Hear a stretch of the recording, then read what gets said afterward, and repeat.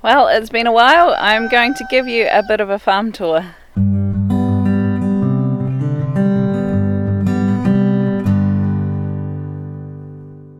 G'day there, I'm Dana from Piwakaka Valley Homestead.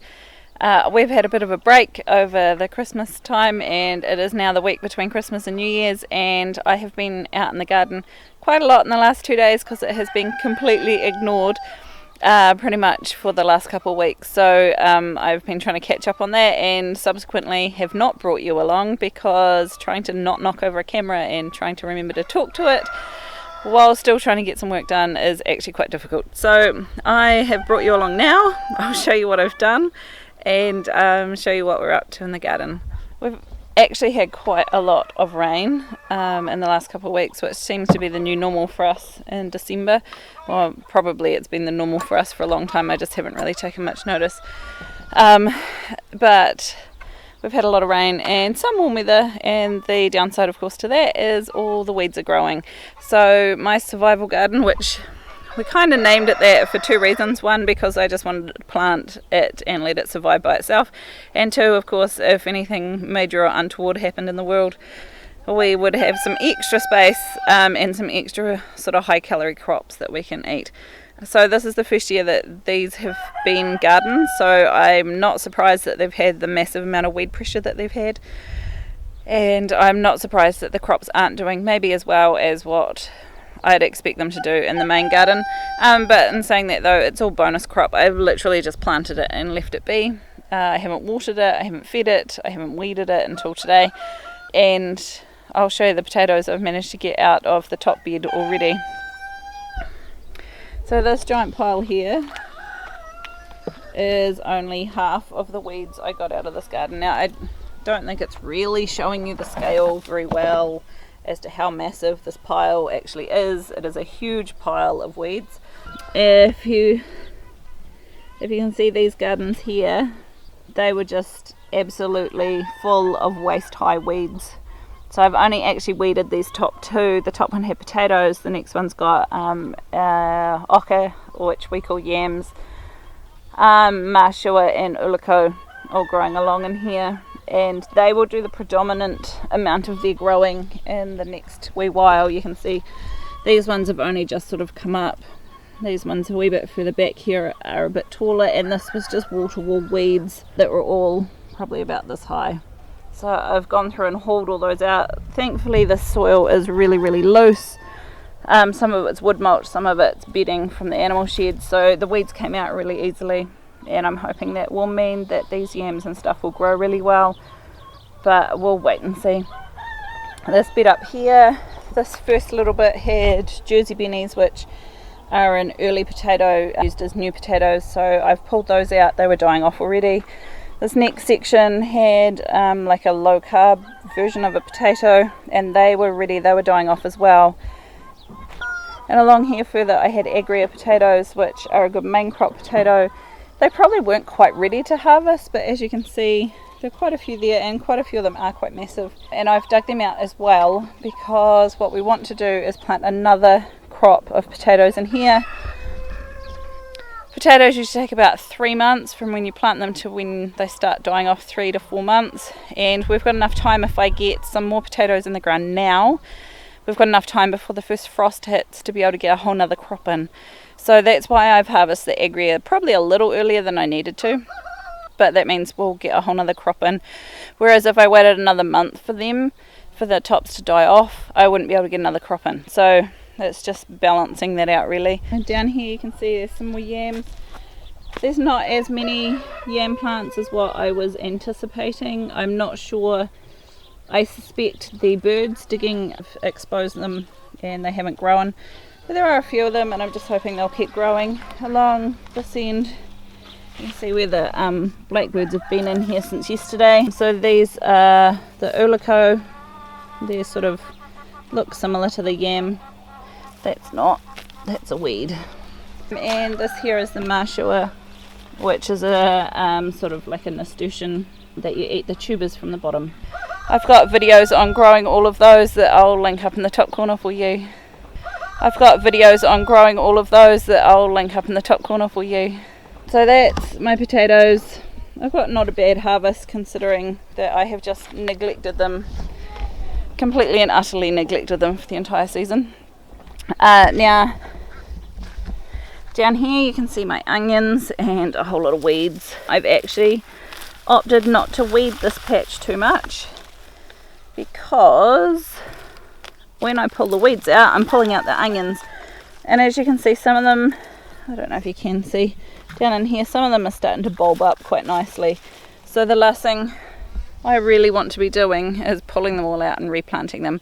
So I'm just gonna leave it be and hope for the best. I did pull a couple of the bigger weeds out, which did disrupt quite a few of the onions, which I've replanted, but just so that I don't ruin the entire crop, I'm just going to leave it be. They're doing okay, they're growing fine, there's no rust in them, and they're growing well. These next couple of beds here, this one here is my Three Sisters garden, particularly at this end where the corn's growing. It's a really small corn, you can see it's starting to flower here already, and it's only about thigh height, a couple of feet high. It's a variety called Early Gem. It's a heritage variety that has a really short growing season, which here we don't have the heat that a lot of places have. We don't have the heat usually to grow decent corn, so I'm giving Early Gem a go this year. I have noticed it only grows a little bit, but that's okay. We should get a few ears of corn hopefully off those. And my squash are going great guns, which this is the first year I have ever had them grow this well. They're obviously really loving all the extra manure in here. When we had spare roosters, a lot of them are buried in here. We had a baby goat that unfortunately was stillborn, so she's in here. Obviously a very nutrient dense soil, and the squash are going really well. I even saw some little baby ones hiding in amongst it all. I've also got some tomatoes out here. Again, usually we don't grow tomatoes outside so much, but they were freebies that a friend gave me, so I've just stuck them in and they're growing, so that's very exciting. I'm surprised because this is our windiest face, but it does get plenty of water and it is getting plenty of sun, so I'll just see if I can. There's little baby squashes, but there are some that I spotted earlier that were quite big, sort of the size of a softball already, so that's really cool. Unfortunately along here, the plants that I had in here have been dug out by the birds. It is what it is. There's a wee pumpkin hiding in there. So these guys are doing quite well. There's the odd bean plant hanging out in there. They've yet to really heads up above everybody yet, but I'm sure their time will come. Alrighty, here we are in the tunnel house. Now I have got a bit of a problem. These tomatoes here, I had a whole lot of them labelled as Roma, and they are clearly not Roma tomatoes. These are actually my mortgage lifters. The problem with that is I only wanted to grow a couple of mortgage lifters and I wanted to grow lots of Roma tomatoes. So obviously when I have sown these, I've switched over the label somehow. So I have 1, 2, 3, 4, 5, 6, 7, 8, 9, probably about 10 mortgage lifter tomatoes. And I've only got 5 of the Roma tomatoes, and even then I only planted one of them because I had an extra space. And it's actually doing really, really well. I had my suspicions that this was the case when I started pruning these taller ones a wee while ago. Because Roma tomatoes are supposed to be a bush tomato, they're not meant to be a vining tomato, and these are quite clearly a vining tomato. They're growing really tall, and they the way they make their flower stalks is different. They just sort of come out and they just keep going. Whereas if you look at a bush tomato, which these ones actually are, they all have the flower stalks, but they tend to be attached to a leaf stalk as well. They have separate ones too, but often they'll grow one that has a flower and a leaf attached. So it's unfortunate, but it is what it is. These are really heavy cropping. They've got, considering how tiny the plants are, they've got a lot of fruit on them, which I'm really excited about, but I'm kind of miffed that I don't have a whole row of them, because these will be, majority of these will be my canning tomatoes next year. Maybe next year I'll get it right. One thing that I am really enjoying this year is my peppers up the middle are growing really well. This is obviously the best place for them. And if you've looked at my other tomato videos, you'll know that this becomes quite a overgrown wildlife of tomatoes if I grow tomatoes up the middle. So it actually is working really, really well having the peppers growing up the middle this year. And it means that I've got better walkways and I'm not having to duck in underneath tomatoes. Also, especially because these ones are bush ones, they're not growing very big. This one is a heritage variety called Tangella, and I've decided, despite me really liking the tomato, they always seem to dampen off and die. So I'm not going to be growing those again next year. I'm just done with them. They don't like it here. Cucumbers are still really struggling. You can see them down there, those wee little ones. This one is a gherkin one, which is finally taken off. And these are just another few different varieties of tomatoes. So all in all, the tunnel house is doing quite well. I'm really excited to see flowers on my peppers. The last couple of years my peppers have just died. They've really not liked it. I don't know why, but they're doing well this year.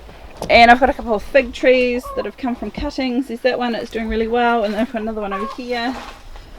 I probably should move all these outside, but I just haven't, so I do have to keep watering them. There's a couple of natives, and yeah, the fig.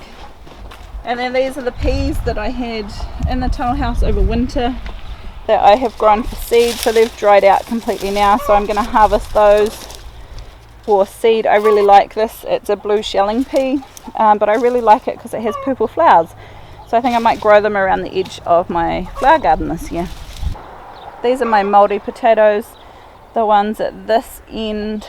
I can't remember, I think these are the Uranika ones.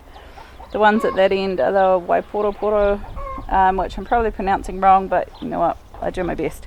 And these are some purple sprouting broccoli that I just scattered some seeds, so they are a bit close together, but I'm surprised at how well they're growing. Hopefully they don't get hit too hard with cabbage butterfly. I probably need to put some netting over those. And I have got a couple of tomatoes growing outside here which are doing surprisingly well as well. Not the one in the middle, it's died off. Gave me one sad little tomato and then it's died.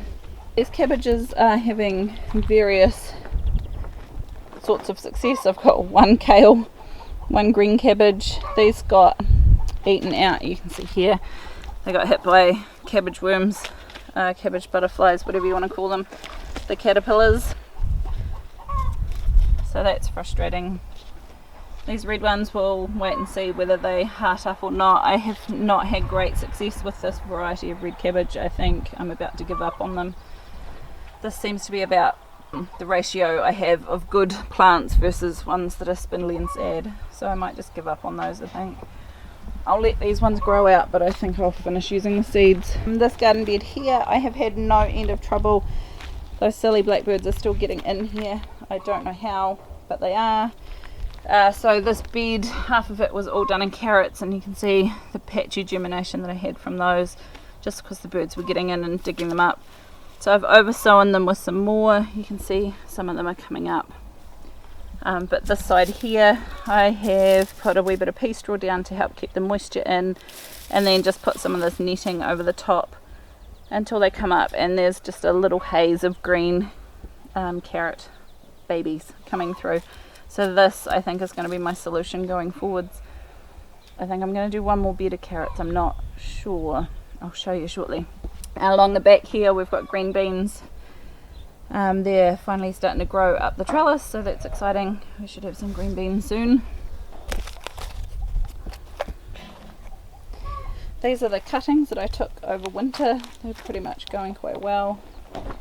Some of them need potted on. I'm really happy that this one's growing. That's a flowering prunus. It's like a pink blossom tree. It's really pretty. Talia, do you mind propping that gate open so that blackbird can get out, please? These are our fafa beans. We call them broad beans. My kids have just taken a harvest off that already. If you saw my video that mentioned the rust on the garlic, spraying it didn't really seem to help too much. I think I left it go too far before we tried to treat it. Cutting the leaves off did work, but it did stunt the growth of the bulbs. So we've just decided to harvest it. Some of them aren't too bad. They could have been a lot bigger, but It's better than nothing, and the rust is starting to kill off the plants, so we thought we'd better just harvest them all. So I'm not so sure what I'll put in this bed next. I think I will put in some carrots because it's a nice clean empty bed. I've got some carrots that I deliberately planted to go to seed. I want the seed from them. They're a carrot called Beta, which is one that's been bred locally for a really long time. So I want lots of seeds, so it looks like I'm going to get them by the amount of flower heads on there. This garden bed here is the one that used to have my leeks in it. I pulled those out, chucked some pea straw down, which has sprouted a few peas, which I might just leave to grow. I'm not sure what to put in this bed yet. I'm considering buying some cauliflower seedlings because I don't actually have any growing, but we're kind of doing the low carb thing and we're eating a lot more cauliflower now than I ever have before. I'm actually not a huge fan of cauliflower, but when it's cauliflower rice with plenty of spices, it's actually really nice. So I might splash out and get some seedlings so I can get them in and get them growing. This broccoli, it went to seed over the Christmas period, those 2 weeks leading up to Christmas. We just went out here and unfortunately it's just what happens, and it went to seed, so I'll throw those scraps down to the chickens. I've just pulled them out. This is my little makeshift tunnel house, which I've just opened up because it is so hot. You can see the kumara, or the sweet potato vines there. They seem to be growing now, which is exciting, and some pepper seeds, some pepper plants that my neighbour very kindly gave to me. So they're out here and they seem to be doing quite well. They are further behind than the ones in the tunnel house, but they are also a bit younger, so I think they're doing pretty alright out here. And one lone potato growing over the back. There's always a stray potato growing somewhere, isn't there? Now along here, these are some white runners. They are pretty much a perennial here. They die off, but they come back again. So they have just come back up, white runner beans. And this is another patch that I'm not entirely sure what I'm going to grow in here. Usually I grow some beetroot or some parsnip, but actually we've still got plenty. We don't really eat a great deal of either of those things, and we've still got plenty in the cupboard and the freezer from last year, so I'm not going to be growing more of that. I'd be better off growing something that the kids will eat, so it might actually become more carrots as well. Now on the other side of these white runner beans, you can see these are my outside tomatoes. These are the variety called Subarctic Plenty, and I'm surprised at how well they're doing. Well, I shouldn't be surprised. All of these varieties in here, these other ones over here, I can't remember the names of them. They've all got labels, but they're all ones, either they're considered earlies or they do well in cold temperatures. So I'm trialling these. This is a bit of a trial bed. Obviously that one there dampened off somehow for whatever reason. So I'm growing these ones, and we'll keep the seeds from them of the best ones, so that I know which varieties do alright outside here. Because I'd actually quite like, we eat a boatload of tomatoes, so I would quite like to have a couple of gardens of tomatoes that we can grow outside. Now over here you can see we harvested the new potatoes for Christmas, and these are my potato onions, which are doing really well. Oh, there's a wee mouse. They're doing really well. They're like a multiplying onion, so I'll just leave them until their tops die off. This is a combination of peas and baby red onions, which are doing quite well too. They're starting to thicken up at the base, which is exciting. And we've just taken our first harvest off these peas. The kids missed one. I'm sure they missed a few, but that's okay. They picked them for me. Honestly, it's working okay having the two different rows, one of onions, one of peas, but it does make getting to the peas actually really difficult. I like the idea of companion planting, but into planting like this I don't think I'll bother again. It does make the most of the space underneath the peas, but the way that peas grow, it's just making it really hard to access them with the onions there, and I don't want to be standing all over the onions, so it's a bit of a challenge. Now the next garden bed over here, I've just pulled out some lettuces that were about to go to seed, and of course there's more blimmin' self-sown potatoes. The courgettes over the back, they're doing alright. It's an absolutely massive lettuce, which doesn't seem to have really hearted up, but that's alright, this one has. And we've got the very beginnings of some baby courgettes happening in there. Baby zucchinis! So it won't be long before they're online. Some of these lettuces are massive, they probably need harvested too actually. So this is some of those blue shelling peas. That's how pretty their flowers are. So that's why. This one here we've got some celery for the winter, and at this end the slightly smaller ones are celeriac, which I'm hoping they seem to be doing alright, so we'll just leave those be. And this is the current bed of lettuce that we're harvesting from. Obviously the mizunas have gone to seed, but that's alright. And I've got a couple of fennel there. My fennel, I've had really bad germination rates from it this year, so I will probably have to get some more fennel seeds for next year. And this little patch here is just getting well and truly overgrown. It probably needs weeded. In fact, I think that's a wild blackberry that's decided to pop its little head up there. And the other thing I'm really excited about this year, I get really inspired by Jess from Roots and Refuge Farm with all her wonderful sunflowers, and I just never managed to grow them very well here. But look at this one's growing big and it's about to flower. Oh, and there's another one hiding. Whoop. And there's another one hiding in behind it. So that's really exciting for me, because usually these were planted at the same time. This is usually all I end up with. And they may or may not flower. My herb garden is growing phenomenally. I'm really excited to see these pretty little poppies. Some of them are so pretty.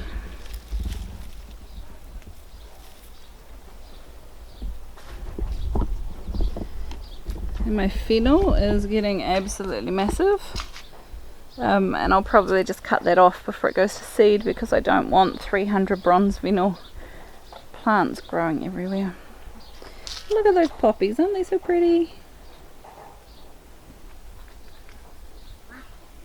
So I hope you've enjoyed that garden catch up and garden tour. If you have, hit the like button, and I will catch you on the next one.